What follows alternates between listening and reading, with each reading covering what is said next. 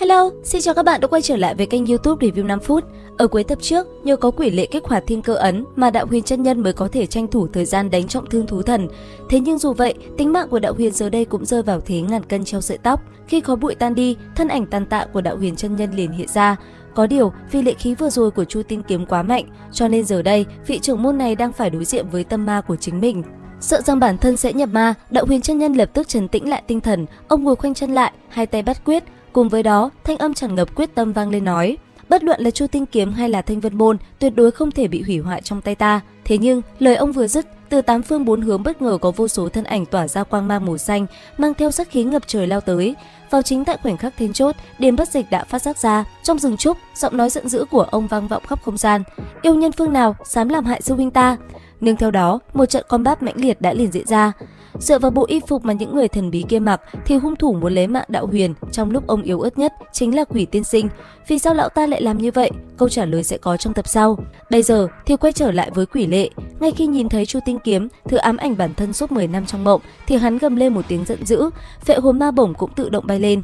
Nhìn thấy đám đệ tử Thanh Vân môn đang từ xa lao tới, quỷ lệ cũng không thể nghĩ được nhiều nữa. Hắn bỏ ngoài tai lời cảnh báo của Lục Tuyết Kỳ, cứ thế lao thẳng về phía Chu Tiên kiếm. Thế vậy, Lâm Kinh Vũ không chút do dự, hắn hét lên một tiếng và tung ra Trảm Long kiếm.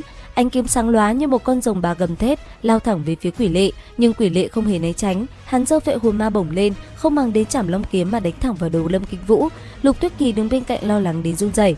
Thế nhưng, chỉ trong nháy mắt, quỷ lệ đột ngột tan biến thành một luồng khói đen. Lâm Kinh Vũ lỡ đà, kiếm đâm vào khoảng không, hốt hoảng quay lại, hắn thấy một bóng đen ma quái đã xuất hiện sau lưng mình, hướng thẳng đến Lục Tuyết Kỳ. Đây là một dị thuật chưa từng xuất hiện trên thế gian, là thứ quỷ lệ đã lĩnh ngộ được sau khi đọc 3 quyển thiên thư.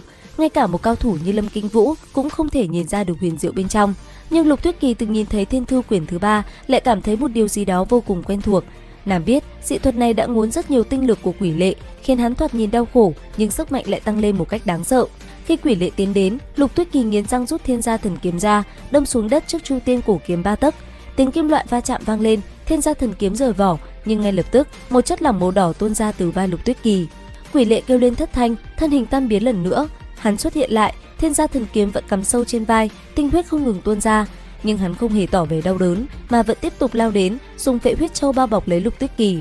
Sức mạnh của phệ huyết châu quá lớn, Lục Tuyết Kỳ cảm thấy toàn thân như sôi lên, nàng ngã quỵ xuống đất. Lúc bấy giờ, quỷ lệ nhìn thẳng vào Chu Tiên cổ kiếm, ánh mắt hắn đầy vẻ điên dại, bất ngờ vươn tay ra, một tay nắm lấy chuôi kiếm, tay còn lại dùng phệ hồn ma bổng đánh thẳng vào vết nứt trên lưỡi Chu Tiên.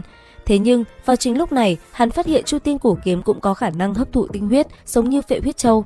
Lục Tuyết Kỳ cũng ngàn vạn lần không thể ngờ được, thanh kiếm được xem là bảo vật trấn phái của Thanh Vân môn, giờ đây lại chẳng khác nào một món tà vật. Khoảnh khắc đám đệ tử Thanh Vân môn kịp lao tới, cũng là lúc quỷ lệ đang nắm chuôi Chu Tiên cổ kiếm. Vì thế, sắc mặt mọi người đều biến đổi. Tuy nhiên đúng lúc này, Chu Tiên cổ kiếm bắt đầu có những biến đổi kỳ lạ. Vết nứt trên lưỡi kiếm do đòn tấn công của quỷ lệ bỗng bành trướng, một luồng ánh sáng đỏ rực phát ra, như thể toàn bộ tinh huyết mà nó đã hút vào đang sống lại. Quỷ lệ lúc này cũng nhận ra rằng tinh huyết trong cơ thể hắn đang bị thanh kiếm hút vào. Hắn cố gắng buông kiếm nhưng hoàn toàn bất lực. Chu Tiên cổ kiếm như một ác ma mới tỉnh giấc, tóm chặt lấy hắn, đồng thời hấp thụ cả khí lực tu hành bao năm. Trong khoảnh khắc sinh tử, quỷ lệ dốc toàn bộ sức lực, vận dụng cả 3 bộ châm pháp Phật, đạo, ma mà hắn đã lĩnh ngộ từ thiên thư. Đúng lúc đó, phệ hồn ma bổng trong tay hắn cũng phát ra ánh sáng rực rỡ. Tại điểm tiếp xúc giữa hai món pháp bảo, một luồng hồng quang trong suốt từ Chu Tiên cổ kiếm bị hút sang phệ hồn ma bổng, rồi đi vào viên phệ huyết châu. Ánh sáng của phệ huyết châu càng lúc càng mạnh, mà thanh quang trên Chu Tiên cổ kiếm lại nhạt dần. Chứng kiến một màn này, quần hùng Thanh Vân môn cũng không hiểu chuyện gì đang xảy ra, bọn họ đều cho rằng quỷ lệ đã dùng tà thuật suy yếu thần lực của Chu Tiên cổ kiếm. Vậy là một số đệ tử không kiềm được sự tức giận, lập tức phóng pháp bảo tấn công hắn. Mặc dù bị trọng thương, quỷ lệ vẫn dồn hết sức lực để đáp trả. Ngay khi miệng hắn phun ra một ngụm tinh huyết rơi xuống Chu Tiên kiếm, thì thanh kiếm này bỗng nhiên bừng sáng trở lại. Trong tiếng rắc rắc xương gãy, quỷ lệ bị một lực khổng lồ hất văng đi, thân thể hắn rơi xuống cánh rừng xa. Thấy vậy, đám người Thanh Vân môn lập tức truy đuổi, bỏ lại những người của Đại Trúc Phong và Tiểu Trúc Phong đứng bàng hoàng tại chỗ.